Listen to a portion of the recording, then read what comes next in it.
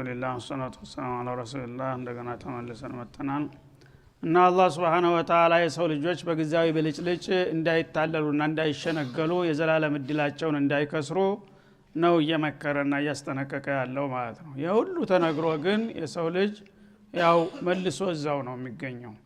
ወኢነሁ ሊሁቢል ኸይር ለሸዲድ ገንዘብን በመውደድ ላይ በጣም የባሰና የከፋበት ስግብግብ ነው። ወኢነሁ አላ ذلك ለሸሂድ እሱም ደግሞ በዚህ ነገር ላይ መስካሪ ነው፣ ሊክደኝም አይችልም። ያው የአላህን ነገር ቸል እያለ የዲንን ነገር እየዘነጋ ለዱንያ ጊዜያዊ ነገሮችን በማሳደር ላይ የተጠመደ መሆኑን እሱ ራሱ ሊክደው እንደማይችል ነው እያለ ነው ማለት ነው። አፈላ ያዕለም ታዲያ የአይነቱ ሽንግልና ተላላ ሰው ያያውቅምን ይላል። ኢዛ ቡዕሲረ ማ ፊል ቁቡር በመቃብር ውስጥ ተደብቀውና ታምቀው የቆዩት መላይን የሆኑ አስከሬኖች ወደ ምድር ጀርባ ተገልብጠው በሚወጡ ጊዜ ያው ሙታን በሚነሳና ሰው እንደነበረ መልሶ ለሂሳብ በሚቀርብበት ጊዜ የሚጠብቀውንና የሚያጋጥመውን ነገር ከወዲሁ ለምን አይገነዘብም? ይልቁንስ ዛሬ ይሄን ያህል አግኝቼ ይሄን ያህል አፍርቼ ይሄን ያህል ደንሼ እያልክ ተምትጨነቅ ነገ እቋሚው ሀገር ላይ ምን ይዤ ነው የምነሳው? ዱንያ እንደምንም ታልፋለች። ማንኛውም ደሃ የኖረውን ያህል ኑሮ በሞት ይገላገላል። አለው የተባለም አብሮ ይፈርሳል። ነገ ይሄ ማለቂያ ያለው ነገር ነው፣ መቋጫ። ግን የሰው ልጅ ሊያስብና ሊጨነቅ የሚገባው ኢዛ ቡዕሲረ ማ ፊል ቁቡር ቀብር ውስጥ ያሉ አስከሬኖች ቂያማ ደርሷልና ተነሱ ተብለው ትእዛዝ ሲሰጣቸው ተምድረ ከርስ ገንፍለውና ፈልተው በሚወጡ ጊዜ ወሁሲለ ማ ፊ ሱዱር በደረታቸው ውስጥ አምቀውና ደብቀው ይዘውት የነበረው ሚስጥራቸው ሁሉ አደባባይ በሚወጣና በሚሰጣበት ጊዜ ይላል። የሰው ልጅ እንግዲህ ብዙ ሚስጥሮች አሉት በግል ህይወቱ ዙሪያ ለማንም የማይነግራቸው፣ ለሚስቱ፣ ለአባቱ፣ ለእናቱ እንኳን የማይነግራቸው ሚስጥሮች አሉ። እነዛ ነገሮች ማንም አያቅብኝም ብሎ ሲያምቃቸው የነበሩት እንኳን ሚስጥሮች ሳይቀሩ ይፋ አደባባይ ይወጣሉ ማለት ነው። ቅድም ያው እንደተባለው መሬት እንኳን ተመሰክርበታለች ማለት ነው። ያ ቀን እንደሚመጣ አውቆ ለዛ ቀን ምን አይነት ምላሽ ይዤ ነው የምነሳው አይልም። ይልቁንስ ይላል ኢነ ረበሁም ቢሂም የውመኢዝ ለኸቢር ያን ቀን ሰዎች የመቃብሩ ፈልተው ሲወጡ በልባቸው ውስጥ የታመቁና የተደበቁ ሚስጥሮች ሁሉ አደባባይ ሲወጡ ያነ ኢነ ረበሁም ቢሂም ጌታቸው በፍጡሮች ላይ የውመኢዝን በዛች ዕለት ለኸቢር ምስጥር አዋቂ ሆኖ ይመጣላቸዋል። ያው እናንተ የደበቃችሁትንና ያመቃችሁትን ነገር ሁሉ እኔ ያውቃለሁኝ። ያ ፉላን እብነ ፉላን አለም ተፍዓል የውመ ከዛ ፊ መካኒ ከዛ ፊ ወቅት ከዛ ፊ ሓሊ ከዛ እያለ እያንዳንዷ የሰራሃትን አክትፍ ሳትቀር ይገልጥልሃል ማለት ነው። እና የዛ ጊዜ እንግዲህ አላልኩም ማለት አትችልም። ብትልም የገዛ አካልህን ያስመሰክርብሃል። እጆችህ፣ አይኖችህ፣ ጆሮዎችህ፣ ቆዳህ ራሱ እያንዳንዱ የሰራኸውን ጀራኢም ሁሉ አሁን እኔ ተሳትፌያለሁኝ፣ እግር ሄጃለሁ፣ ወደ መጥፎ ቦታ እጅ ጨብጫለሁ፣ አፍ በልቻለሁ እያለ ሁሉም የራሱን ድርሻ ይናገራል ማለት ነው። እና ያኔ ጌታ በእናንተ ጉዳይ ጥልቅ አዋቂ ምንም አይነት ምስጢር የማያመልጠው መሆኑን ታውቃላችሁ። ያ ነገር መጥቶ ጉዳችሁ ከመፍላቱ በፊት ይልቁንስ እኔ ጋራ ብትተዋወቁና ብትታረቁ ምን ያህል በበጃችሁ ይላል አላህ Subhanahu Wa Ta'ala። እና ይሄ ነው ምላሽ ሊሰጠው የሚገባው ጥያቄ ማለት ነው። ተጌታ ተደብቆና ተሰውሮ ማምለጥ የሚባል ነገር የለም።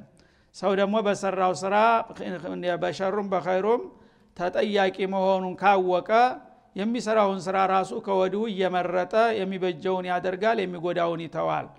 ያ ከሆነ በዱንያ ላይ እንኳን የተለያዩ ችግሮች ቢያጋጥሙ ነገ በጥሩ ሁኔታ ልትነሳና ለዘላለም ጽድቅ ልትበቃ ትችላለህ። ይሄን ትተህና ረስተህ ግን ለጊዜያዊ ብልጭልጭ ብቻ የምትስገበገብ ከሆነ ሁለቱንም ታጣዋለህ ማለት ነው። ቢስሚላሂ ረህማን ረሂም እጅግ ሩሩ በጣም አዛኝ በሆነው አላህ ስም አሁንም ሱረቱል ቃሪዓ እንጀምራለን። አልቃሪዓም መካ የወረደች ሱራ ናት። እሷም በቂያማ ቀን ጉዳይ ላይ ነው የምታጠነጥነው። እና የቂያማ ቀን ስሞች ያው በጣም በርካቶች ናቸው። ከነዛ ሌላው ስሙ ደግሞ ይሄ ነው። አልሐቃ፣ አልዋቂዓ፣ አልጋሺያ፣ አጣማ እንደሚለው አልቃሪዓም ብሎ ይጠራታል ማለት ነው። አልቃሪዓ የተባለችው ለምንድነው? ቆርቋሪ ናትና ወይም ቆፍቋፊ ናትና ማለት ነው። እና ቀርዕ ማለት አንድ ነገር በኃይል እንደዚህ በርን መጥቶ በሚደበድበው ጊዜ አንድ ሰው አንድ ነገር እንደመጣ ይሰማሃል ማለት ነው። አሁን ቂያማ ቀን ለዱንያ ወደ አኺራ መሸጋገሪያ በር ናት ማለት ኬላ ናት። ያ ኬላ በሚደርስ ጊዜ ወቅቱ ደርሷል፣ የዱንያ እድሜ አልቋል፣ ወደ ተለዋጩ ዓለም ልትሸጋገሩ ነው የሚል ደወል ይደወላል ማለት ነው። ያ ደወል ቃሪዓ ተባለ እና አልቃሪዓ ሁሉን ሰው ቆርቋሪ የሆነችው አሁን ቤት ነው የሚቆረቆረው። ያኔ ግን የሰው ጭንቅላት ማለት ነው። በድንጋጤ እያንዳንዱ ሰው ጭንቅላቱን ይቆፈቁፈዋል። ይሄው ስታስተባብለው ስትጠራጠርበት ስትከራከርበት የነበረው ቂያማ የሚባለው ጊዜ መጣ፣ ዱንያ አለቀላት፣ ካሁን በኋላ የፈለገው ሰያራ ዒማራ ኸዛኢን ቢኖርህም በቃ ተፋንዲያ የተሻለ አይደለም የሚለው መርዶ ይነገረዋል ማለት ነው። እና ቆርቋሪ የሆነችው ቀን ይላል መልቃሪያ ምን የከፋች ቆርቋሪ ቀን ናት ይላል። ማገናኛ ቃል ማለት ነው። ቆርቋሪዋ ቀን ማንንም ሰው እንግዲህ የማትምር ናት። ሁሉም ሰው ይቆረቆራል፣ ድሃም ሀብታምም ትንሹም ትልቁም ሴቱም ወንዱም። የቂያማ ቀን መርዶ ናላውን የማያዞረው ማንም የለም ማለት ነው፣ የማያስደነግጠው የለም። እና በሌሊት ጨለማ አንድ ኃይለኛ የወታደር አቆራቆር ያህል በር ገው ገው ገው ክፈት ብሎ በሚያባርቅበት ጊዜ ልብህ እንዴት ነው የሚዘለው? የሆነ ነገር መጣ خلاص። እንደዛ አይነት ቆርቋሪ ሁና ነው የምትመጣው። እና እስራፊል ንፋ ይባላል። በሚነፋ ጊዜ ድምጡ ሲያስተጋባ አንድ ድምጥ ናት፣ ሶያተ ዋሂዳ። ዓለም ግን ዳር እስተ ዳር ውጥንቅጧ ይወጣል በአንድ ጊዜ ማለት ነው። መርዶው ይነገራል። ይህች ቆርቋሪ ቀን ምን አይነት ቆርቋሪ ቀን ናት? ዝም ብሎ ቆርቋሪ ስሉህ እኮ እንደለመድከው ተራ ነገር ወይም የሚያልፍ ነገር እንዳይመስልህ። ምን አይነት የከፋች ቆርቋሪ ናት ይላል። ወማ አድራከ መልቃሪዓ። እንደገና ደገመ ማጋነኛውን ማለት ነው። ያቺ ቆርቋሪ የምትባለው ቀን ምን አይነት የከፋች ቆርቋሪ እንደሆነች ምንነቷን ምን አሳወቀህ? እኔ እንጂ ስለሷ ማንም ሊገልጣት አይችልም። የቂያማ ቀን ክብደት በፈለገው መልክ ቢገለጽም ፍጡሮች እንዳውም ሊገልጧት አይችሉም ማለት ነው። እኔ ባለቤቷ ነኝ ሊገልጣ የምችለው። እኔ እስካላወቅኩህ የዛች የቂያማ ቀን ክብደት ምን ያህል እንደሆነ አንተም እንኳ ልታቀው አትችልም ይላቸዋል ነብዩ አለይሂ ሰላቱ ወሰለም። እና አላህ ካልነገራቸው የሱኡነል በርዘኽ ሱኡነል ቂያማ በሰው ፍጡር በጥናትና በምርምር የሚደረስበት ነገር አይደለም። እና የፈለገው ነገር ቂያማ ቀን ከባድ ነው ቢባልም ክብደቱ ምን ያህል ነው የሚለውን ሊያብራራው አይችልም ፍጡር ማለት ነው። ቋንቋም የለህም የሚገልጠው። ግን አላህ ረብል ዓለሚን ከሆነ የሷን ማንነትና ክብደት ሊያሳውቀው ለፈለገው ሊያሳውቀው ይችላል። እኔ ካላሳወቅኩኝ ግን የዛን ቀን አሳር መከራ አንተ እንኳን ግለጠው ብትባል ልትገልጠው አትችልም። ምን አሳወቀ? ምን ታውቃለህ ስለሱ ይላቸዋል ነብዩና አለይሂ ሰላቱ ወሰለም። እና ይህ ቀን እንግዲህ ምን ያህል ከባድ ቀን እንደሆነ ለናሙና ያህል ነው፣ በመጠኑ ነው እሱም የሚገልጠው እንጂ መገለጥ የሚፈለገውን ያህል ቢገልጠው ሰው በህይወት መኖር ራሱ ይመረዋል፣ ራሱን የሚጠላበት ሁኔታ ነው የሚደርሰው። ግን በተወሰነ ደረጃ በጥቅሉ ያ ቀን ከባድ ነው፣ የሰው ልጅ ተጠንቀቅ፣ ለዛ የሚበጅህን ስራ ስንቅህን አዘጋጅ ለማለት ያህል እንጂ በተጨባጭማ ቢያሳይና ቢያሳውቀው ሰው ራሱ መኖር አይችልም ማለት ነው። እና መቃብር ውስጥ እንኳን የሚካሄደውን ነገር ብታውቁ መኖር አትችሉም ነበር እያሉ ነው ነብዩ አለይሂ ሰላም። ሰው ቀብራችሁ ስትመለሱ የእግራችሁን ኮቲ ይሰማል። የዛ ጊዜ መላእክቶች ይገባሉ፣ ይጠይቁታል። መረቡክ ወማ ዲኑክ ወማ ተቁሉ ፊ هذا الرجل ይባላል። የዛ ጊዜ መሬት ታጣብቀዋለች፣ ጎና አጥንት ውስጥ የሚተላለፍ ድረስ በብረት ዱላ ይወገራል። ያኔ ጩኸቱ በምድር ላይ ያሉ እንስሳቶች ሁሉ ይሰሙታል። እና ሰው ቢሰማው ኑሮ መኖር አይችልም ነበር ይላል። መቃብር ውስጥ እዛች ጠባብ ጉድጓድ ውስጥ እንኳን የሚደረገው ነገር ማለት ነው። ያን ሰው ቢያቀው ኑሮ መኖር አይችልም፣ ህይወቱን ራሱ ጠልቶ ይሄድ ነበር ወይ ያብዲ ነበር። ግን አላህ ሚን ረህመቲሂ ያን ነገር ሰዎች እንዳይሰሙ አድርጓል ማለት ነው። እና ዋናው ቂያማ ሲመጣ ደግሞ ቂያማ ይሄንን ያክላል ይሄንን ያህል ነው ክብደቱ ብሎ ለመግለጥ እንኳን ማንም ተራሳ ይቀርና ነብዩ እንኳን አለይሂ ሰላቱ ወሰለም እንደማይችሉትና እንደማይገልጡት ወማ አድራከ መልቃሪዓ ቆርቋሪ የሆነችው ከባዷ ቀን ምን አይነት ከባድ ቆርቋሪ እንደሆነች ምን ታውቃለህ? አንተም ቢሆን እንደው በጥቅሉ ቂያማ ቀን ከባድ ናት በል እንጂ ስለሷ ምንነት መግለጥ አትችልም ይላል። ይህች ቀን እንግዲህ ክብደቷ ምን ያህል ነው የሚለው ሳይሆን በዛ ቀን ምን ይበጃል የሚለው ጥያቄ እንዲነሳ ነው የሚፈለገው። በዛ ቀን ተዛ አሳር መከራ ሊያመልጥና ሊድን የሚችለው በምን መልክ የመጣ ሰው ነው የሚለውን እንድናስብበትና ለዛ ምላሽ እንድናዘጋጅ ነው የሚፈልገው። የውመ የኩኑ الناس كالفراش المبثوث እና የዛ ቀን ክብደትና ክፋት ምን ያህል እንደሆነ አሁንም በመጠኑም ቢሆን ግምት ለመውሰድ ሰዎች የተባሉ ሁሉ በሜዳ ላይ እንደተበተኑ ብራብሮሽ የሚሆኑበት ነው ይላል። በመስክ ላይ ብራብሮሽ አሉ ትንሽ በያበባው በእንትኑ ላይ የሚሯሯጡ እነዛ ብራብሮሽ ትልቅ ሜዳ መስካማ ቦታ ላይ በብዛት ይገኛሉ ማለት ነው። ወዴት እንደሚሄዱ አያውቁም። አንዷ ወደ ግራ፣ አንዷ ወደ ፊት፣ አንዷ ወደ ቀኝ፣ አንዷ እየተመሰቃቀሉ ነው የሚተራማመሱት ማለት ነው። የቂያማ ቀን በሚደርስና በሚከሰትበት ጊዜ ሰዎች ተመቃብር ይነሳሉ። በሚነሱ ጊዜ በድንጋጤ ተንቦጃውጀው ወዴት እንደሚሄዱ አያውቁም። ዝም ብሎ መተራመስ ነው ማለት ነው። ኩል ወደዚህ ይሄዳል፣ ኩል ወደዚህ ይሄዳል፣ አንዱ ባንዱ ይገፈትረዋል፣ ይተራመሳል፣ ልክ እንዳበደ ይሆናል ማለት ነው። ዛንትና ላይ ሱረቱል ሐጅ ላይ ተረናሰ ሱካራ ወማሁም ቢሱካራ ሰዎች አቅል ያላቸው መሆኑ አስበው መዝነው የሚራመዱ መሆናቸው ይቀርና የተንቧጀጁ ሰካራም ይመስላሉ። ሰካራም ወዲህ ለመሄድ ይፈልጋል፣ ግን ተገዳግዶ ወደዚህ ይወድቃል። ከዚህ ሲነሳ ደግሞ ወደዚህ ይወድቃል። እንደ የጭንቀቱና እንግዲህ ራሱን መቆጣጠር የማቃቱ ውጤት ማለት ነው። የዛ አይነት ቀን ነውና ብራብሮሽ በሜዳ ላይ የተበተኑ ብራብሮሽ ይመስላሉ ይላል። ሌላው ቦታ ላይ ደግሞ ጀራዱ ከአንነውም ጀራዱ ሙንተሽር ይላቸዋል ሱረቱል ቀመር ላይ ያንበጣ መንጋ ይመስላሉ ይላል። በሜዳማ ወይም በአሸዋማ ቦታ የሚተራመሱ ያንበጣ ኩብኩባ ይመስላሉ። ያንበጣ ጫጩት ማለት ነው። አንበጣ እንግዲህ በሚፈላበት ጊዜ ወንዛማ ባህር ዳር ነው መርከዙ። ከባህር ዳር አሸዋማ ቦታ ላይ ነው የሚፈላው እንቁላሉን የሚጥለው። ያ እንቁላሉ መፈልፈያው በሚደርስ ጊዜ በአንድ ቅጽበት በላይን የሚቆጠር ነው። አንድ ጊዜ ያ ክንፍ ሳያወጣ ገና ጫጩት ሆኖ ጨቅላው በሚፈጠር ጊዜ ባሸዋው ላይ ሲተራመስ ልክ አሸዋውን ነው የሚመስለው፣ መሬቱ የሚሄድ ነው የሚመስለው ብዛቱ። እና እንደገና ደግሞ ገና ነፍስ ስላላወቀ ወዴት እንደሚሄድ አያውቅም። ኩል ወደዚህ ዝም ብሎ እንደ ውሃ መዋለል ነው። ያንን ይመስላል የሰው ልጅ። እንግዲህ ከምን አኳያ ነው? ከብዛቱ አኳያ ያንበጣ መንጋ ይመስላል የሰው ልጅ። ተቂያማ ቀን ደርሶ ተመቃብር ፈልቶ በሚወጣበት ጊዜ ሁሉም አካባቢ ቀብር ሆኖ ይገኛል ማለት ነው። ዛሬ የምናውቃቸው አዳዲሶቹን ቀብሮች ነው ያልተረሱትን። እና እኛም ማናውቃቸው ቀብሮች ምድር በሙሉ ተሞልተዋል። ያ ሁሉ በሚፈላ ጊዜ ምድር ራሱ እንዳሸዋ ይሆናል የሰው ልጅ ብዛቱ ማለት ነው። ያ እንዳሸዋ የፈላው የሰው ልጅ ደግሞ ወዴት እንደሚሄድ አያውቅም። ተጠርቷል፣ ተነስ ተብሏል፣ ግን ናላው ዙሯል በድንጋጤ። እኩል ወደዚህ ይሄዳል፣ እኩል ወደዚህ ይሄዳል፣ እኩል ወደፊት፣ እኩል ወደ ኋላ፣ አንዱ ባንዱ ላይ እየጋለበና እየተተራመሰ ከመሄዱ አኳያ በብዛቱም በትርምሱም ልክ የአንበጣ ኩብኩባ ወይም የብራብሮ መንጋ ይመስላል ይላል ማለት ነው።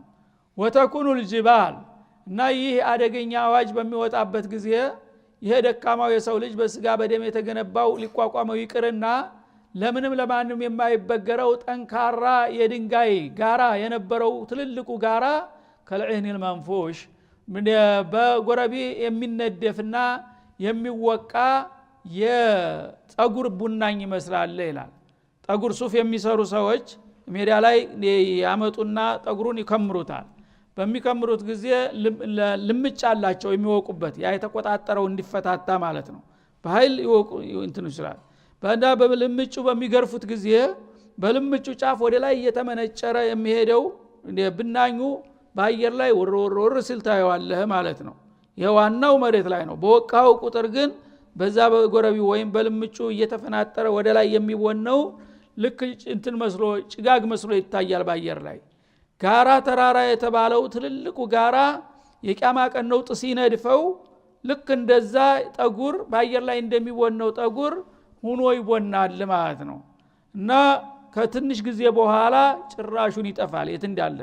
እንግዲህ ትልልቅ ጋራ በአለም ላይ የታወቀ የተደነቀ ጋራ ሁሉ መጀመሪያ ይነቃቀላል ካለበት፣ ከዛ አንዱ ባንዱ ጋር ይጋጫል፣ ይፈላለጣል፣ ይከሳከሳል።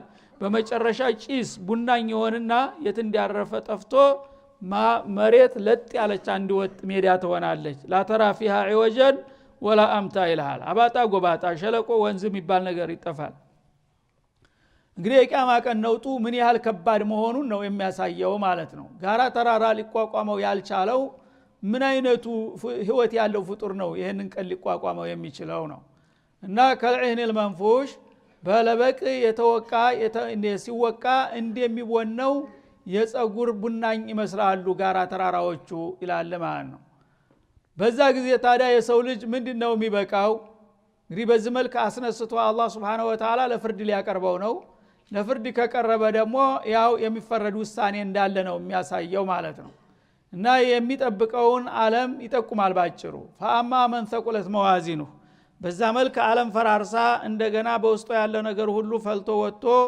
ለሂሳብ በሚቀርብበት ጊዜ ሰዎች እንደ ስራ ውጤታቸው ያው በዘልዘላ መጨረሻ ላይ ፈመያም ምትቃለ ደራ እንዳለው ውጤታቸውን የሚረከቡበት እለት ነው እና ሚዛን ይመዘናል የሰሩት ስራ ኸይሩም ሸሩም አላህ Subhanahu Wa Ta'ala ሚዛን ያቆምና እያንዳንዷ በትክክል በፍትህ የሚዳኝ መሆኑን አንተ ራስህ ባይነህ ያየህ እንድትፈርድ ያደርጋል በህይወት የሰራኸውን ጀራኢም ወንጀል የተባለም በሙሉ በአንድ ቦታ እንደጋራ ከምሮ ያመጣልሃል ኸይርም ካለ ደግሞ ያንንም ኸይር የተባለውንም በአንድ ቦታ ግራና ቀኝ ከምሮ ያመጣልሃል መሐከል ሚዛን ይደቀናል ስለዚህ መዝኑ ይባላል መላእክቶቹ ማለት ነው ከዚህ እንግዲህ አንድ ኩንታል ወንጀል ሲመጣ ከዚህ ደግሞ አንድ ኩንታል ሐሰናት የሚመጣ ከሆነ እየተወዳደርክ ትሄዳለህ ማለት ነው አንዳንዶቹ ጭራሽ የላቸውም አንድ ጎን ብቻ ነው ጀራኢም ብቻ ይዘው ይመጡ ኩፍር ብቻ እድሜ ልኩን ሽርክ ብቻ ኒፋቅ ብቻ ሸር ብቻ ሁለሱ ጋራ ተራራ አክሏል በኸይሩ በኩል ሲታይ ግን ሲፍር ነው ዜሮ ምንም የለው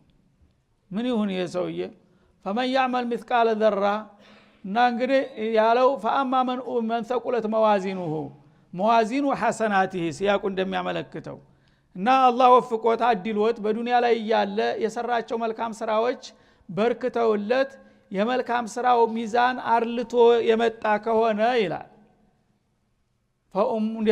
فهو في عيشة راضية ይድለኛ ነው በመትወደው ኑሮ ውስጥ ይሆናል ይላል በመትወደው ኑሮ ውስጥ ይሆናል ማለት ኸይር ስራ በዝቶ መጣ ሸር ስራ እዚህ ግባ የሚባል አይደለም ትንሽ ነው ማለት ነው ተሸነፈ ስለዚህ የኸይር ስራው አመዝኖ ተመጣ ይሄ ሰውዬ ምንድነው የሚያገኘው ሽልማት የምትወደው የሆነች ኑሮ ያገኛል ይላል የሚወዳት ኑሮ በማለት ፈንታ የምትወደው ኑሮ ጀነት ተወደዋለህ ይሄን ሰውዬ ትፈልገዋለች ትናፍቀዋለች ማለት ነው ጀነት አንተ የኔ ደንበኛ ነህ ቶሎና ተልልይ ብላ በለልታ በደስታ ጀነት ትጋብዝሃለች የጀነት ደንበኛ ትሆናለህ في عيشة في عيش مرضية ለማለትም ተፈስሯል የምትወደድ የሆነ እንተ ተመውደድ በፊት እሷ የምትወድ የሆነች ኑሮ ማለት ነው ጀነት አንተን በጣም በናፍቆት በጉጉት ነው የምትጠብቀው እና ለዛች ኑሮ ይታደላል ኸይር ስራው በዝቶና በርክቶለት ከመጣ ማለት ነው ወይም ራዲያ ያለው እንግዲህ በቃሉ እንዳለ በሚተረጎምበት ጊዜ ኑሮ ራሱ አንተን የምትወድህና የምትናፍቅህ የሆነች ኑሮ ታይተመጣል ለማለት ሲሆን ሁለተኛው ደግሞ ራዲያ በማዕና መርድያ ብለውም የፈሰሩ አሉ የተወደደች የሆነች ኑሮ ይሆናል የሱ እድሉና ድርሻው ማለት ነው የተወደደች ኑሮ ማለት የሚወዳት እዚህ ቀረሽ የማትባል ማለት ነው የመጨረሻ የምትወዳትና የምትፈልጋት ኑሮ ታገኛለህ በዱንያ ላይ እንግዲህ አንድ ሰው ኑሮውን እስተመጨረሻ ሊወድ አይችልም ለምንድነው የማይችለው ቅድም እንደተባለው ሞላልኛ አይልም ማለት ነው ጉርለት ነው የሚሰማው ሁሉ ጊዜ ያ የተገኘው ተገኘ ለይጨመር አረካም ይያለ ነው ያለው አሁን ግን የሚረካበት የመጨረሻ በቃኝ የሚባል ኑሮ ያጋጥመዋል ጀነት የገባ ሰው ምንም ጎደለብኝ ሊል አይችልም ማለት ነው ሁሉ ነገር ከሚያስበው ከሚመኘው በላይ ነው አላህ የሚሰጠው ማላ አይኑን ራአት ወላ እذن ሰሚዓት ወላ خطر على قلب بشر ነውና ወደህ እስተምትጠላ በቃኝ አለ እርግጥ በደረጃ ይበላለጣል የጀነት ሰው የነብዮች ደረጃ ተሌላው ጋራ የስዲቆቹ ደረጃ የሹሃዳዎቹ ደረጃ ከተራው ሙእሚን ጋር አይደለም የሚበልጥ ሰው አለ ግን من فضل الله سبحانه وتعالى ቀናዓ ይሰጣል ማለት ነው ጀነት ገባህ አይደለም የመጨረሻ ኋላ ቀርም ብትባል እንኳን ያንተን ጀነት የሚያክል ማንም ሰው እንዳላገኘ ነው የሚሰማህ በቃኝ የመርካት እንትን ይሰጣል ማለት ነው ቀና አላህ ይሰጣል እና እርግጥም ነው አንድ ሰው የመጨረሻ የኋላ ቀር የሚባለው ድሃ የሚባለው የጀነት ሰው ዱንያን 10 እጥፍ የሚያህል ከፈለገ ይሰጠዋል የተባለ ነው ዱንያን 10 እጥፍ ቀርቶ ዱንያን የሚያህል ዓለም አንድ ሰው ካለው ምን ጎደለብኝ ሊል ይችላል እና የምትወዳት የሆነች ኑሮ ታገኛለህ የምትረካባትና ከዚህ ቀረሽ ብለህ የማታዝንባት የተሟላች ህይወት ታገኛለህ ይላል በጥቅሉ ማለት ነው